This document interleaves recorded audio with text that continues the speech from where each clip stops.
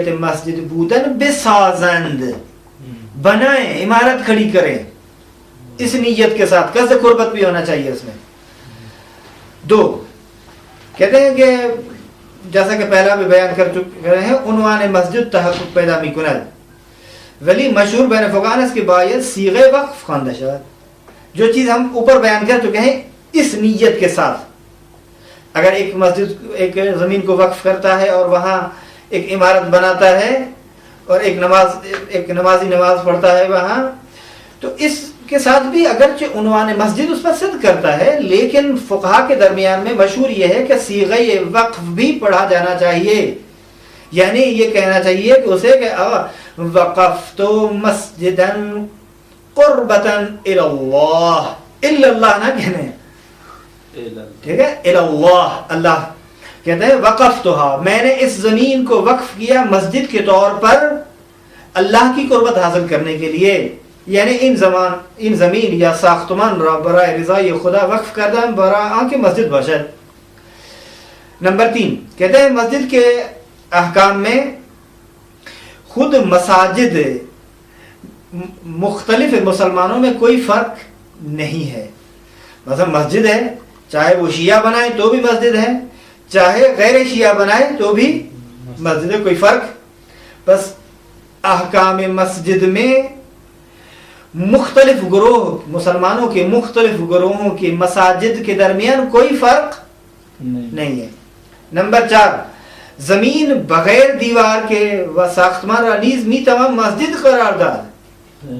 اب یہاں وضاحت کریں تھوڑی سی، دیکھیں بغیر دیوار کھڑے کیے ہوئے، بغیر عمارت کے ایک جگہ کو مسجد قرار دیا جا سکتا ہے، بس بنابراین اگر کسی زمین کو وقف کریں، وہ پہلے نہیں تھا یہ مسئلہ، اب یہاں بہن کہتے ہیں اگر زمین کو مسجد کے لیے وقف کریں اور اسی نیت سے وہاں نماز بھی پڑھے تو کیا مسجد ہے یا نہیں؟ کہہ رہے ہیں کہ ہاں مسجد ہے، اور اس جگہ پر احکام مسجد بھی جاری کیے جائیں گے اور ان کی رعایت کرنا واجب ہے۔ کہتے ہیں کہ ہر چند دیوار کشی نہ شدے و ساختمان ساختے نہ شدے، چاہے دیوار بھی نہ بنائی گئی ہو اور عمارت بھی نہ کھڑی کی گئی ہو، نہ بنائی گئی ہو۔ 5واں حکم یہ احکام میں سے ہے کہ اگر مسجد ویران ہو جائے، ٹھیک ہے، کیا وہ زمین مسجد کے ہونے سے خارج ہو جاتی ہے؟ یعنی عنوان مسجد پھر اس پہ صدق نہیں کرے گا؟ یعنی کہتے ہیں کہ اگر مسجد کی عمارت ویران ہو جائے تو بھی مسجد کا عنوان اس پر صدق کرے گا اس زمین پر، اور احکام مسجد اس پر مترتب ہوں گے، البتہ در برخی موارد در آن جاریس و نیز بعض مقامات میں یہ احکام بھی جاری ہوں گے، لیکن اگر تمام روستا یا شہری خراب شود مکانی کی مسجد بودے ہمچنان احکام مسجد را دارد، مثلا زلزلے کی وغیرہ کی وجہ سے یا کسی اور سبب سے، سیلاب کی وجہ سے مکمل کا مکمل گاؤں سیل کی زد میں آ گیا ہے، مکمل گاؤں زلزلے سے تباہ اور نیست و نابود ہو گیا ہے، ویران ہو گیا ہے، یا مکمل شہر خراب ہو گیا ہے، تو کہتے ہیں کہ وہ جگہ جو مسجد کے لیے تھی وہ ابھی بھی مسجد کے احکام اس پر مترتب ہوں گے۔ 6واں حکم اور آخری حکم اس ویسے احکام مسجد میں یہ ہے کہ اگر ابتدا سے زمین کے ایک حصے کو مسجد کے لیے وہ عنوان مسجد، ٹھیک ہے، وقف کریں اور کسی اس کے ساتھ مربوط دوسرے حصے کو امام بارگاہ کے نام سے یا لائبریری کے عنوان سے یا ایک مثلا اسٹور کے عنوان سے، چاہے وہ مثلا یوٹیلیٹی اسٹور بنائے یا جو بھی کوئی بھی فروشگاہ ہو، کوئی شاپ کے عنوان سے اگر بنائے یا اس طرح کے کوئی اور مسائل ہوں، اس عنوان سے وقف کریں، اشکال نہ دارد کیا یہ وقف صحیح ہے؟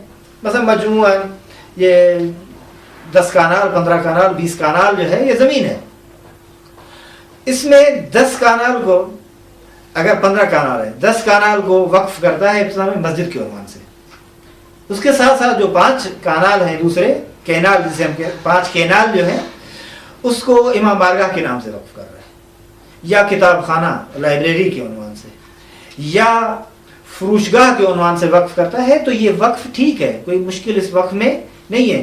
لیکن ولی پس از آن کے مکانی عنوان مسجد را پیدا کرد، لیکن ایک جگہ جو عنوان مسجد اگر اس پر صدق آ گیا اور عنوان مسجد اس نے پیدا کر لیا تو نام تغییر تمام یا بخش اذان بے حسینیہ و مانندہ جائز نیست. چونکہ اگر مکمل اس مکان میں مسجد کا عنوان آ گیا تو مکمل کو یا ایک حصے کو حسینیہ اور امام بارگاہ نہیں بنا سکتے، جائز نہیں ہے. اب مسائل ہیں کچھ مربوط معماری مسجد کی وجہ سے. پہلا مسالے ساختمانی مسجد کے جتنے بھی ساختمانی مصالح جات ہیں، مسالے ہیں، مثال کے طور پر وہ آجر ہے، پتھر ہے، سیمنٹ ہے یا گچ وغیرہ ہے، اس طرح کی مانند آن. تو اس سے کیا کیا جاتا ہے؟ کہتے ہیں در ساختن دیوار و کف و سقف مسجد بکار میں. یہ چیزیں کہاں استعمال کی جاتی ہیں؟ ظاہر اینٹیں جو دیوار کے لیے استعمال کی جاتی ہیں نا، یا کف کے لیے یا سقف کے لیے، یہ چیزیں انہی چیزوں کے امور میں استعمال ہو جاتی ہیں. کہتے ہیں ان چیزوں کا بھی پاک ہونا مسجد میں ضروری ہے.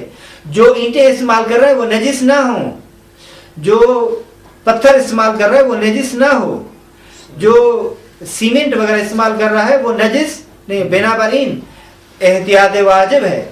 اونچ در قسمت بیرونی دیوار مسجد بکار می رود مانند سنگها و آجرهای تزری وغیرہ ان پاید پاک باشد. ایک مسجد کا باہر والا حصہ ہے، کہتے ہیں اس باہر والے حصے دیوار کے جو باہر والے حصے میں جو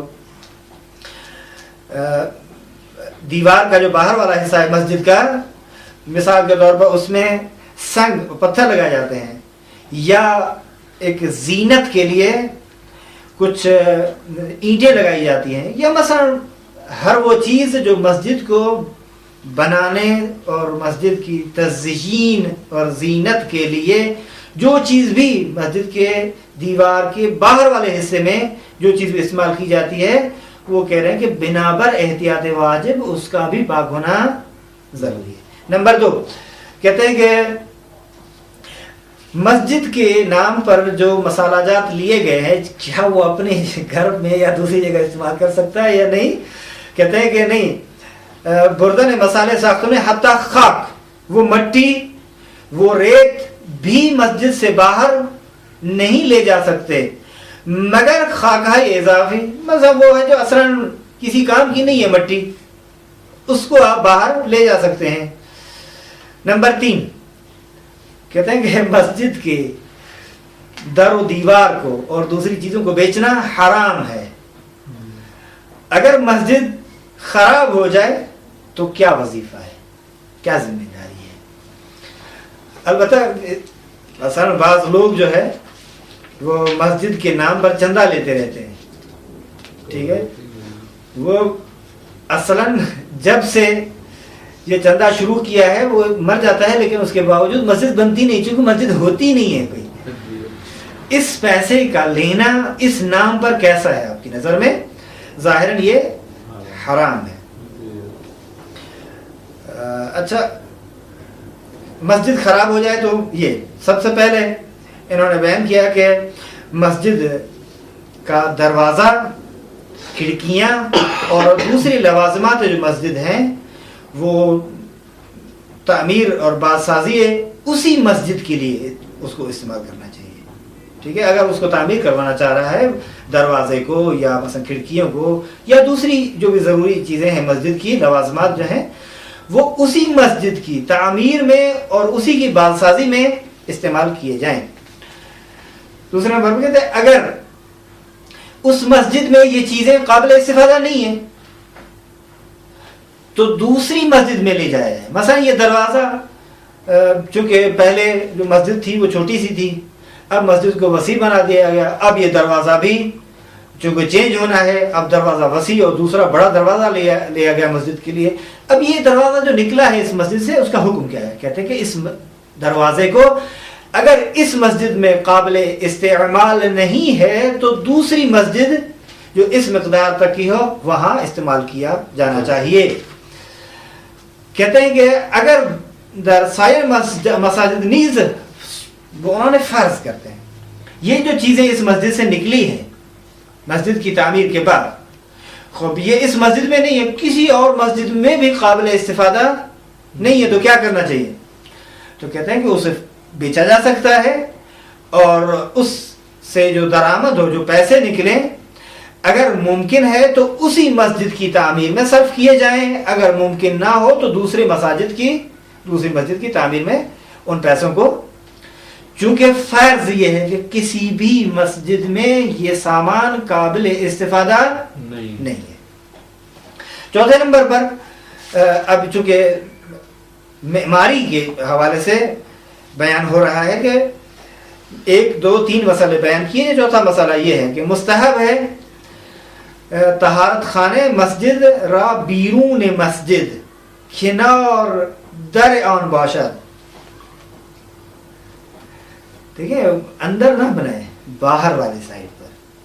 5ویں نمبر پر کہتے ہیں کہ مندرجہ ذیل مقام ایسی چیزیں ہیں جو مسجد کی معماری میں ان سے پرہیز کرنا چاہیے، یا ایسے کام مندرجہ ذیل کچھ ایسے کام ہیں جن سے پرہیز کرنا ضروری ہے مسجد کی تعمیر. اور نمبر پر زینت کردن مسجد بطلا، مسجد کو سونے سے بناوٹ دی جائے، اسے زینت کیا مزین کیا جائے. نمبر 2 حیوانات یا انسانوں کی تصویریں وہاں مثلا نقاشی کی جائیں، اور جس طرح آرٹیکل وغیرہ کے ذریعے سے، یا کسی خود انسان بناتا ہے، خود ماہر آدمی ہے کوئی بھی ہو. 6 میں یہ بیان کر رہے ہیں، بس یہ 2 چیزیں تھی جو انہوں نے کہا کہ ٹھیک نہیں ہے، ان سے پرہیز کرنا چاہیے. کہتے ہیں کہ کچھ چیزیں ایسی ہیں جو مکروہ ہیں. نمبر 1 کہتے ہیں کہ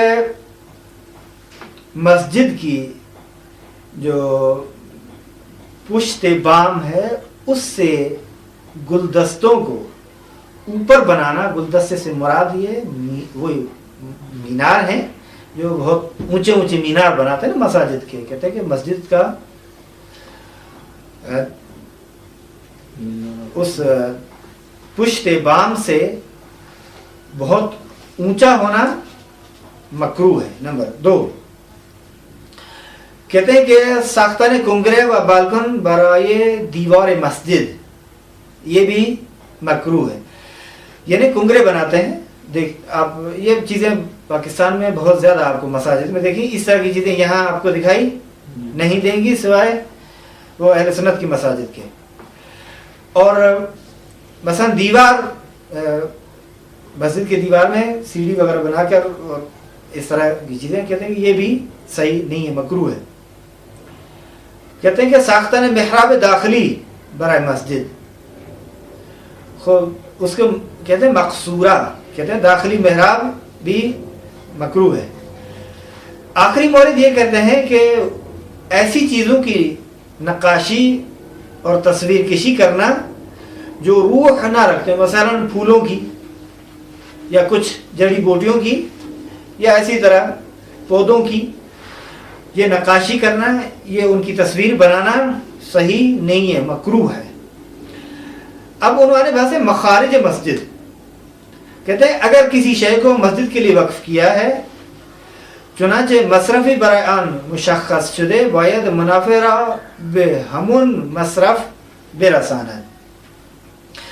کہتے ہیں کہ اگر کسی مثلا مصرف کو مشخص کیا گیا ہے تو وہ منافعات جو ہے، جو منافع جو ہیں، وہ اسی چیز کے لیے استعمال کیا جائے. وَإِلَّا مسجد کے جتنے بھی منافع ہیں وہ تعمیر میں، مثلا اس کی روشنائی میں، لائٹیں وغیرہ یہ وہ، یا فرش کے استفادے کے لیے، یا خادم کی تنخواہ اور مثلا اس کے حق زحمت کے لیے استعمال کی جائے. اگر کوئی چیز بڑھ جا رہی ہے تو مسجد کی جو پیش نماز ہے اسے بھی کچھ نہ کچھ دینا چاہیے.